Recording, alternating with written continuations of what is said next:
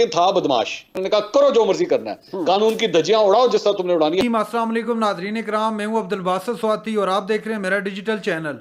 नाजरीन इकराम, पहले आप ये वीडियो देखिए, फिर इस पर डिटेल में बात करते हैं। आमिर डोगर साहब और उनको गिरफ्तार कर लिया गया है। ऐसे ही आप ये जबान ददे आम है कि पीटीआई के लोग होंगे ही नहीं। पीटीआई तो कहती है हमने टिकट देने हैं अपने कैंडिडेट्स को, लेकिन पीएमएलएन की तरफ से अगर ये कहा भी जाएगा जी कि आपके तो बंदे ही नहीं होंगे तो आपके वोटर ने वोट किसको देना है, यानी पीटीआई एग्जिस्ट ही नहीं करेगी। ऐसी सूरत हाल में सद एहतराम काहे का फेयर इलेक्शन सर, कहां से आप ये इंप्रेशन क्रिएट करेंगे कि इंतखाबात बड़े साफ शफाफ हुए हैं? मुझे तो पूरी तवक्को है कि तहरीक इंसाफ के उम्मीदवार मौजूद होंगे। हमने तो कभी ये सोचा नहीं है कि जी इलेक्शन इस किस्म का होगा। वो आज भी एक रजिस्टर्ड जमात के तौर पर मौजूद हैं, और अगर हमने उन्हें कालादम करार देना होता तो 9 मई के बाद बड़े दिन थे कि वफाकी हुकूमत जो है वो फाइल करती, जिस तरह तहरीक इंसाफ ने तहरीक लब्बैक के बारे में एक रेफरेंस फाइल किया था कि इन्हें कालादम करार दिया जाए। हमने ऐसा कोई काम नहीं किया, और वो मौजूद हैं और मुझे तवक्को है कि वो इंतखाब लड़ेंगे। अब ये सवाल कि जी अली नवाज अमान साहब या दूसरे जो उनके दोस्त हैं वो एडवांस वीडियोस लीक कर रहे हैं, एडवांस वीडियोस लीक करें या ना करें, मैं फिर दोहरा देता हूँ। रिकॉर्ड ये है कि मुस्लिम लीग नून के लोगों को आपने 22-22 महीने नाहक जेलों में डाला, उनको टॉर्चर किया, उनके ऊपर 20-20 किलो हेरोइन डालकर उन पर मौत की सजा उनके सामने लटकाई।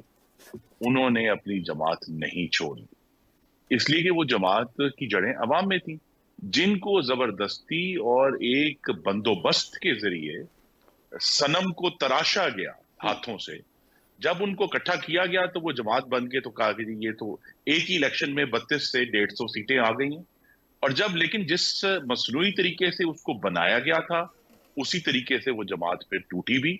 सिर्फ सवाल ये है, और ये हम सबके सामने क्या आपके इक़्तिदार का सनम भी तराशा जा रहा है खुरम साहब, और तराशने वाले वही हैं? मैं तो नहीं समझता कि जिस जमात ने 1 करोड़ 28 लाख वोट लिए हों 2018 में। खुरम साहब ने कहा मुश्किल वक्त पर। सवाल यह है कि मुश्किल वक्त में इम्तहान ना, तो जो इम्तहानी पर्चा पीएमएलएन के सामने आया 2018 से लेकर 2000, बल्कि अगर मैं उससे पहले कहूं, मियां नवाज शरीफ साहब के मुश्किलात में इजाफा हुआ, फिर जमात को 2018 में प्रॉब्लम हुआ, क्या पर्चा उतना ही सख्त था जो मुस्लिम लीग नून को मिला और पीटीआई को भी उतना ही मिला? नहीं जी, मुस्लिम लीग का तो देखें जी उर्दू बी का पर्चा था, और इधर ये फिजिक्स का इम्तिहान हो रहा है पीटीआई वालों का। तो कम्प्लीटली डिफरेंट है, ये पर्चे एक जैसे नहीं थे। 2018 में बहुत सारे मसाइल होंगे। 2018 में मियां साहब के साथ उससे पहले भी ज्यादती हुई होगी।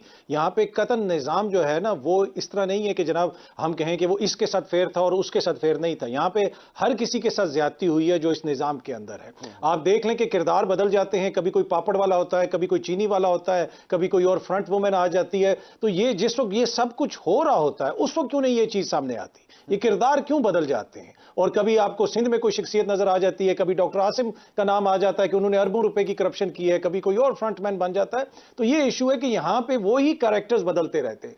आज आप देख लें जो फवाद चौधरी साहब के ऊपर जिस तरह का एक मुकदमा हुआ कि कहीं पे उनके ऊपर जिस किस्म के इल्जामात लगाए गए, आप पीछे चले जाएं हमारी तारीख में भैंस चोरी के, बकरी चोरी के, तो उसी तरह की चीजें हो रही हैं। और यही वजह है कि फिर हमारा मुल्क भी अभी तक उसी मुकाम पे खड़ा है जहां पे वो आज से 50 साल पहले खड़ा था। तो ये सबको सोचने की जरूरत है। लेकिन देखिए, नून लीग को कभी भी उन हालात का सामना नहीं रहा हालिया तारीख में जिन हालात का सामना इस वक्त पीटीआई को है। हां, मुशर्रफ साहब के हुकूमत में उस वक्त यकीनन था, और फिर हमने देखा कि नून लीग तितर बितर हो गई। नून लीग के अंदर से ही काफ लीग निकली, उसी के अंदर से उनकी क्यादत निकली, उसी के अंदर हमने देखा कि उनकी क्यादत एक मुआहदा करके मुल्क छोड़ के चली गई। तो वो सब हमारी तारीख का हिस्सा है, इसलिए कि ये सियासतदान है जी। सियासतदान किस हद तक सख्ती बर्दाश्त कर सकता है? ये कोई मिलिटेंट जमातें तो नहीं है ना, ये सियासतदान है, ये हमारे मैंडेट लेके आते हैं। कंपैरिजन किया जाता है, देखें नून लीग के साथ ये हुआ था, नून लीग के साथ यूं किया गया, हमारे साथ भी ज्यादती की गई, हमारे लोगों को गिरफ्तार किया गया।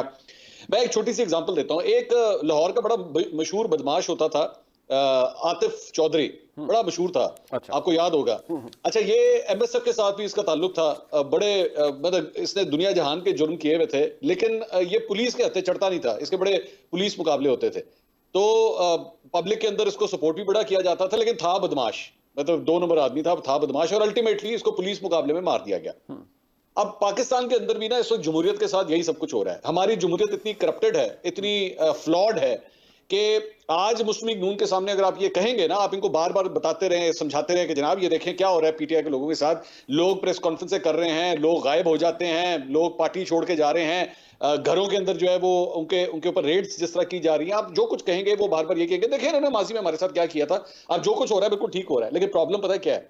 प्रॉब्लम ये है कि अगर आप इंसाफ भी कर रहे हैं ना, तो वो भी बेइंसाफी के साथ कर रहे हैं, वो भी आप एक पुलिस मुकाबला स्टाइल कर रहे हैं। और पुलिस मुकाबला स्टाइल ऑफ डेमोक्रेसी जब भी आप करेंगे ना, तो एंड ऑफ द डे आज नहीं लिखा जाएगा, आज ये सब कुछ नहीं होगा। 3, 4, 5 साल 10 साल के बाद हमारे खुरम भाई के बालों में बाल और सफेद हो चुके होंगे, हमारे बाल भी सफेद हो चुके होंगे ना, तो आज के 2023 2024 को जब हम याद करेंगे ना, तो हम यही कहेंगे कि मुस्लिम लीग नून उस वक्त इस इक़्तिदार के मजे लेने की खातिर चुप करके बैठी रही, वोट को इज्जत दो के बयानिए को इन्होंने रैपर में रैप करके जो है ना उठा के अपने घर से बाहर फेंक दिया कि जी हमारा इस कचरेदान के साथ हमारा कोई ताल्लुक नहीं। उन्होंने कहा करो जो मर्जी करना है, कानून की धज्जियां उड़ाओ जिस तरह तुमने उड़ानी, हमें कोई फर्क नहीं पड़ता, हमने इक़्तिदार तक पहुंचना है, बस हमें पहुंचाओ इक़्तिदार तक जिस तरह भी पहुंचाना है, रोंद के रख दो हर किस्म का कानून जिस तरह मर्जी आपने रोंद रहा है। लेकिन कुछ नहीं होता, वो माजी में भी ये सब कुछ हो चुका है, कर लें अभी भी दोबारा कर लें, लेकिन आपके ख्याल में ये सर्कल इसी तरह खत्म हो जाएगा? नहीं, नहीं तो लंबी जिंदगी दे।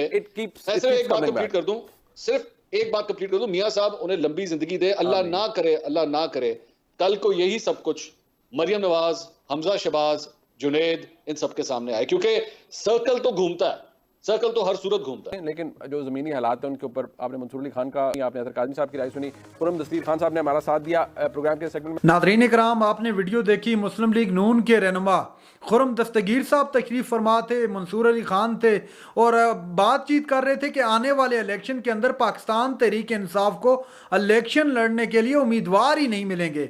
अब ये मुस्लिम लीग नून ये सोच रही है कि चूंकि पीटीआई अब वो जमात नहीं रही, पीटीआई के साथ अब वो लोग नहीं रहे, तो लिहाजा अब उनको कोई भी उम्मीदवार इलेक्शन के लिए नहीं मिलेगा जो मौजूद उम्मीदवार हो इलेक्शन के लिए।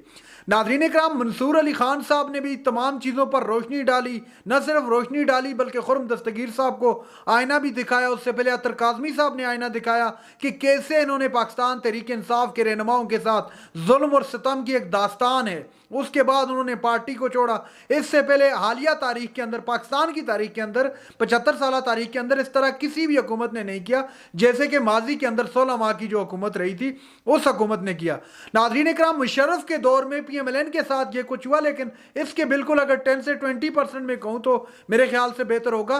मैं गलत भी हो सकता हूँ, आप उससे डिसएग्री कर सकते हैं, लेकिन इतना जुल्म नहीं हुआ। उस वक्त भी इसका 10% जुल्म हुआ तो PMLN तितर बितर होगी और वहां से भी एक काफ लीग की शक्ल में पार्टी बनी। ये सारा तज्जिया आपने सुना। अब बातचीत हो रही है आने वाले इलेक्शन के अंदर कि क्या पाकिस्तान तहरीक इंसाफ को उम्मीदवार मिल पाएंगे या नहीं। एक तरफ ये बात गश्त चल रही है कि पाकिस्तान तहरीक इंसाफ हर जो होगा टिकट होल्डर एक नहीं बल्कि 3 उम्मीदवार सामने लाएंगे। अब ये बड़ी तिल का खैज किस्म की खबर है अगर ऐसे ही होता है और साथ में लॉयर्स को ये दे देते हैं, अपना टिकट दे देते हैं, तो ये मेरे ख्याल से तहरीक इंसाफ के लिए काफ़ी कारआमद साबित होगा। नाज़रीन इकराम, ये सिचुएशन है, आप देखते हैं तहरीक इंसाफ किस जानब बढ़ती है। नाज़रीन इकराम, ये थी आज की हमारी वीडियो। चैनल पर जो नए चैनल को सब्सक्राइब करने, अगली वीडियो तक के लिए अल्लाह हाफिज़।